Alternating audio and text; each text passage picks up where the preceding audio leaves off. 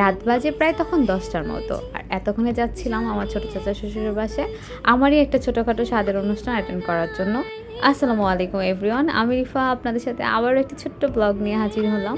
আর আজকের ব্লগটি থাকছে আমার ছোটো চাচা শ্বশুরের বাসায় আমাকে কী খাওয়ানো হয়েছিল এই অল্প সময়ের মধ্যে তা নিয়ে।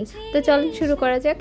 আমার বাসায় মানে আমার শ্বশুর বাসায় আমার স্বাদের অনুষ্ঠান করা হবে, তার জন্য এই সবাইকে দাওয়াত করা। আর দাওয়াত করতে গিয়ে যখন আমার চাচা শ্বশুর শুনে যে আমি আজই চলে আসব, তখন তারা তাড়াহুড়ো করে আমার জন্য সব কিছুর অ্যারেঞ্জমেন্ট করে।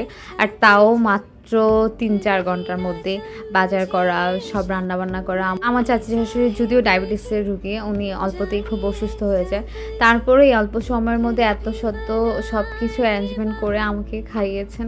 এটা আমার জন্য অনেক বড় পাওয়া যে ওনারা আমাকে এত ভালোবাসে, এত আদর করে। আলহামদুলিল্লাহ খাবার অনেক মজা ছিল। আমি এত পরিমাণ খেয়েছিলাম যে খেয়ে আমি সিঁড়িতে উঠতে আমার অনেক কষ্ট হয়েছিল। আমি যে শুধু একাই এতগুলা খাবার খেয়েছি তা কিন্তু নয়, আমার সাথে আমার ননদরা ছিল, আমার জা ছিল, আমার দেবররা ছিল। আমরা সবাই মিলে একসাথে খেতে বসছিলাম। এই খাবারটা খাওয়ার মধ্যে যে কি আনন্দ তা ভাষায় প্রকাশ করার মতো না।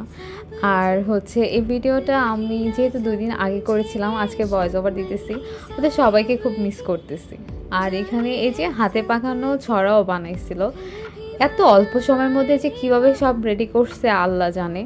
যাই হোক, আলহামদুলিল্লাহ তার জন্য। আর দেখুন একটা ছোট্ট জিনিস, এটা নাকি আমার দেবরের ছোটোখাটো একুরিয়াম, তাও সে নাকি এটা নিজে হাতে বানাইছে। তো আজকের মতো এইটুকুই, সবাই আমার জন্য দোয়া করবেন। আল্লাহ হাফেজ।